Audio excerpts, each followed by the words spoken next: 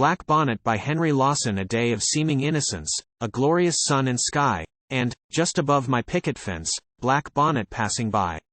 In knitted gloves and quaint old dress, without a spot or smirch, her worn face lit with peacefulness, old Granny goes to church.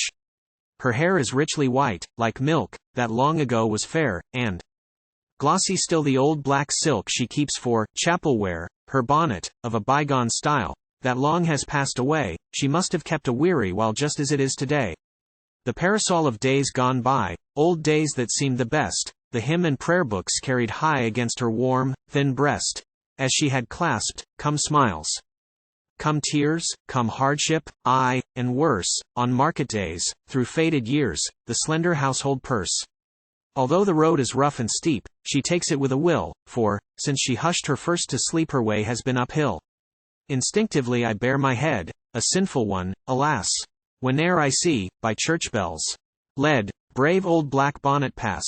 For she has known the cold and heat and dangers of the track, has fought bushfires to save the wheat and little home out back. By barren creeks the bushman loves, by stockyard, hut, and pen, the withered hands in those old gloves have done the work of men. They called it service, long ago when Granny yet was young, and in the chapel, sweet and low, as girls her daughters sung.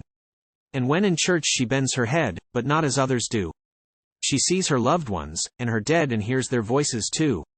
Fair as the Saxons in her youth, not forward, and not shy, and strong in healthy life and truth as after years went by. She often laughed with sinners vain, yet passed from faith to sight. God gave her beauty back again the more her hair grew white. She came out in the early days, green seas, and blue, and gray. The village fair, and English ways, seemed worlds and worlds away. She fought the haunting loneliness where brooding gum trees stood, and won through sickness and distress as Englishwomen could. By verdant swath and ivied wall the congregation's seen, white nothings where the shadows fall, black blots against the green. The dull, suburban people meet and buzz in little groups, while down the white steps to the street a quaint old figure stoops. And then along my picket fence where staring wallflowers grow, world-wise old age, and common sense, Black Bonnet, nodding slow. But not alone, for on each side a little dot attends in snowy frock and sash of pride, and these are Granny's friends. To them her mind is clear and bright, her old ideas are new, they know her real talk is right, her fairy talk is true.